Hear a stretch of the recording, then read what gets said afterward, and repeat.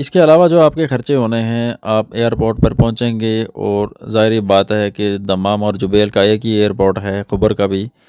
तो आपने दमाम एयरपोर्ट पे उतरना है। दमाम एयरपोर्ट से जुबैल की तरफ आपका मैक्सिमम 120 रियाल टैक्सी वाला आपसे लेगा, तो आप जुबैल पहुंच जाएंगे। जुबैल शहर में आप पहले से ही किसी से बात कर लें, सऊदी अरब पहुंचने से पहले ही पाकिस्तानी रूममेट्स के साथ रूम शेयर कर लें। तो जो आपका एवरेज रूम रेंट आएगा वो किसी का 130 रियाल आता है, किसी का 150 आता है। मैक्सिमम आप 200 रियाल अपने जहन में रख लें कि मैक्सिमम 200 रियाल एक महीने का रूम रेंट आपके खाते में आ सकता है।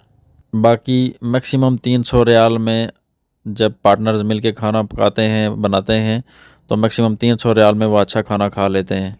क्योंकि एक एक रूम के अंदर कई कई बंदे होते हैं, किसी में 8 हैं, किसी में 10 है, किसी में 12 हैं, किसी में इससे भी ज़्यादा हैं। ये जो मैंने आपको रूम में रहते हुए खाने का ख़र्चा बताया है, ये आपका ख़र्चा उसी वक्त होगा जब आप बेरोज़गार हैं और रूम में बैठे हुए। जैसे ही आप किसी कंपनी में जॉब पर लग जाएंगे तो आपको खाना और रिहाइश कंपनी में ही मिलेगी, उसकी आपको पेमेंट नहीं करनी पड़ेगी।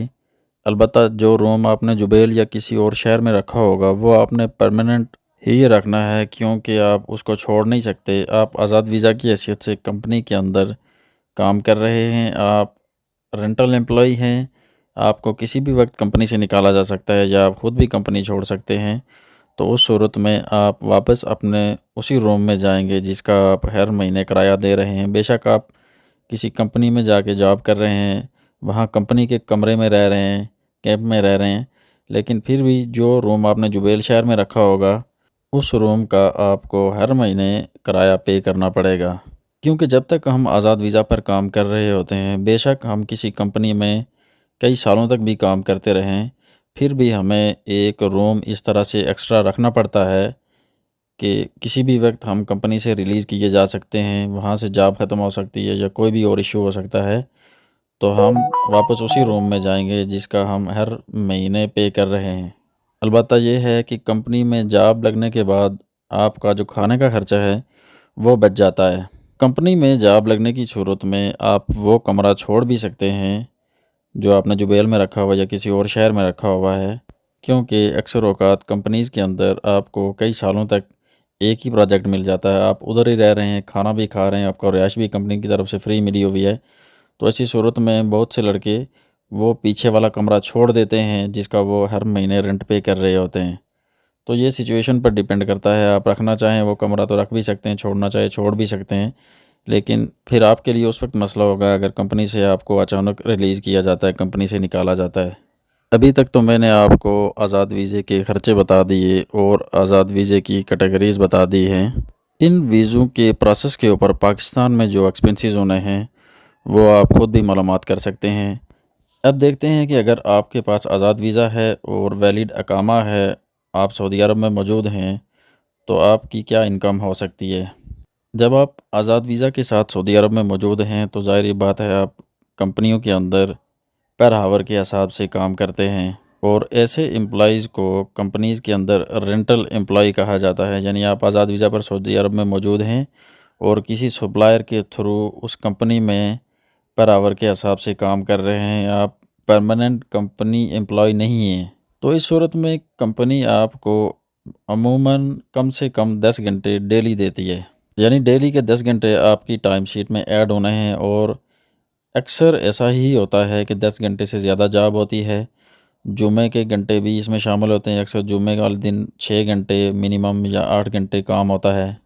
यानी अगर आपकी टाइम शीट में 26 दिन महीने के जुम्मों के बगैर भी अगर 10 घंटे ही टाइम शीट में लिखे जाएँ तो कम से कम आपके 260 घंटे की टाइम शीट बनती है एक महीने की। लेकिन ऐसा बहुत ही कम होता है कि किसी कंपनी में रोज़ाना 10 घंटे ही काम किया जाए।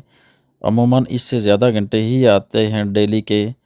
यानी एवरेज आप अपनी टाइम शीट 280 घंटों से लेके 300 घंटों तक शुमार कर लें और कुछ कंपनीज़ में 300 घंटों से भी ज़्यादा आपका टाइम आता है और कभी-कभी 350 तक भी चला जाता है। इसलिए कोई ये नहीं कह सकता कि आपकी फ़िक्स्ड टाइम शीट कितनी आएगी। यानी 260 घंटे मिनिमम हर सूरत में आपको मिलने ही होते हैं। जबकि कंपनीज़ में एवरेज टाइम शीट आपकी 300 घंटों के लगभग ही आती है।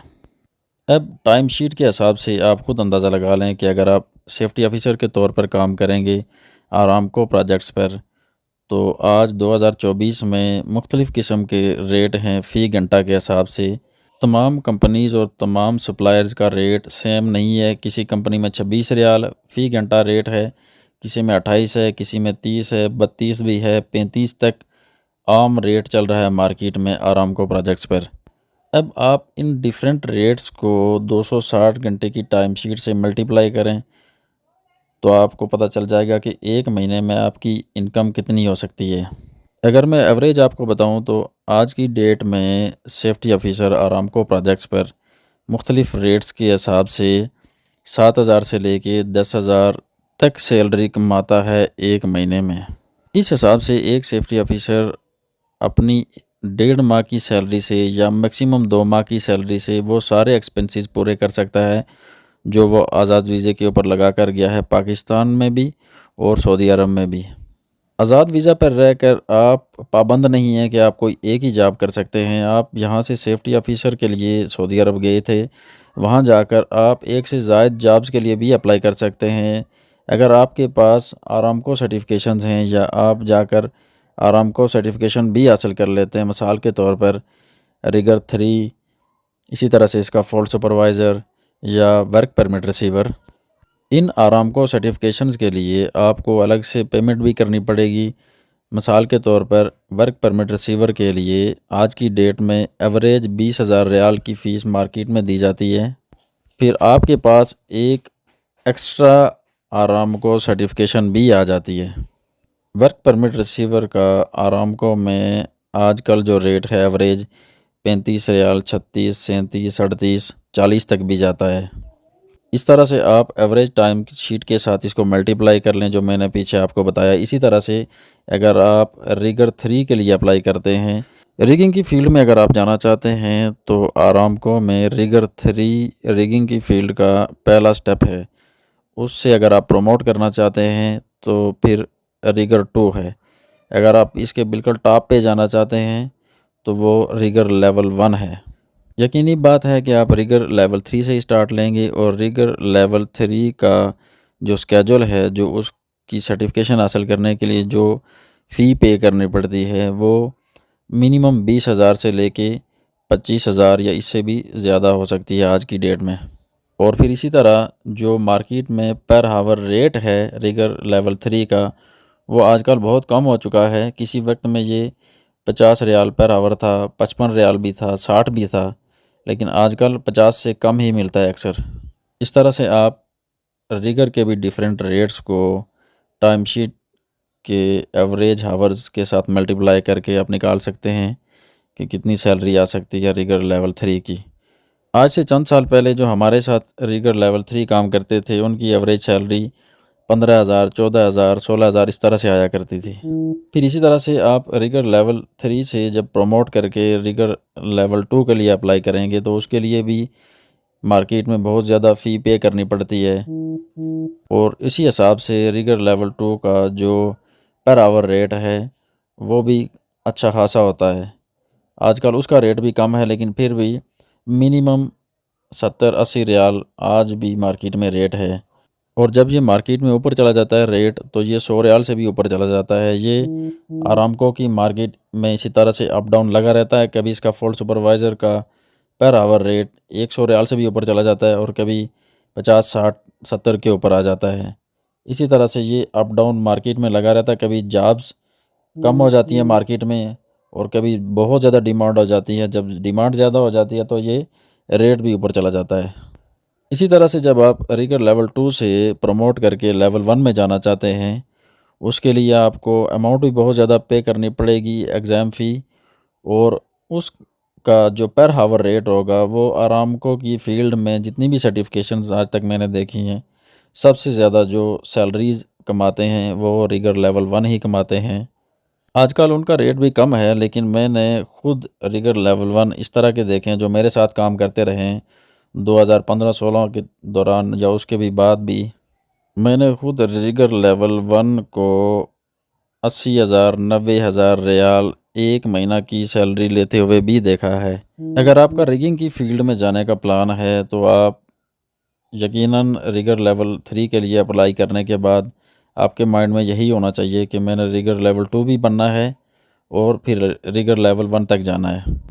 ये जो भी आरामको की सर्टिफिकेशंस हैं, work permit receiver, scaffold supervisor, scaffold inspector और इसी तरह से रिगर लेवल 3, रिगर लेवल 2, 1 और फिर इसी तरह से वर्क परमिट रिसीवर, इनके लिए कोई स्पेसिफ़िक क्वालिफ़िकेशन भी आपको नहीं चाहिए कि आपके पास ग्रेजुएशन की डिग्री हो या मास्टर्स की डिग्री हो, कोई भी डिग्री इसके लिए आपको नहीं चाहिए। बस आपकी लैंग्वेज स्किल्स, इंग्लिश के ऊपर कमांड अच्छी होनी चाहिए, उतना आपके लिए अच्छा है। इसकी तैयारी के लिए आरामको के अपने नोट्स हैं, अपनी बुक्स हैं, आप उन्हीं से तैयारी करेंगे और एक अच्छी खासी अमाउंट पे करके आपने एग्ज़ाम अटेम्प्ट करना होता है, उसके बाद ही आपको ये सर्टिफिकेशंस मिलती हैं। इसी तरह से अगर आप स्कैफोल्ड सुपरवाइज़र के लिए अप्लाई करते हैं तो आज की डेट में उसके एग्ज़ाम के लिए जो आपको फ़ी पे करना पड़ेगी वो एवरेज 25,000 रियाल से लेके 30,000 32,000 भी लोग लेते हैं। जब आप इसका पेपर पास कर लेंगी और साथ में प्रैक्टिकल भी पास कर लेंगे तो आपको सर्टिफिकेट मिलेगा जिसकी वैलिडिटी 3 साल तक होती है। 3 साल आप इस कार्ड के साथ मार्केट में एज़ रेंटल एम्प्लॉई अगर काम करेंगे फ़ी घंटा के हिसाब से, तो आजकल मार्केट में जो रेट है इसका फोल्ड सुपरवाइज़र का वो दोबारा से ऊपर चला गया है। मार्केट में बहुत ज़्यादा डिमांड है इसका फोल्ड सुपरवाइज़र की। तो आपको एवरेज 100 रियाल घंटा आराम से मिल जाएगा, 110-20 तक भी रेट चला जा रहा है और किसी जगह आपको 80-90 रियाल मिनिमम मिलेगा आज की डेट में। ये तो बात हो गई आरामको सर्टिफिकेशंस की कि अगर आप आज़ाद वीज़ा पर सऊदी अरब में मौजूद हैं, आप वर्क परमिट रिसीवर का आरामको का सर्टिफिकेट हासिल करना चाहते हैं, उसके लिए फ़ी पे करते हैं, प्रिपरेशन करते हैं आरामको की बुक से और फिर आप एग्ज़ाम अटेम्प्ट करते हैं और आपको सर्टिफिकेशन मिलती है, उनका कार्ड मिलता है। उस सूरत में आपका जो मार्केट में पर आवर रेट होगा कंपनीज़ के अंदर एज़ रेंटल एम्प्लॉय, वो मैं आपको बता चुका हूँ कि वर्क परमिट रिसीवर्स का for supervisor, rigger level 3 to 1 इनके डिफरेंट रेट्स क्या क्या हो सकते हैं मार्केट के अंदर। इसके अलावा as safety officer rental employee Aramco projects पर आपको क्या रेट पर हावर मिल सकता है, ये भी आपने सुन लिया।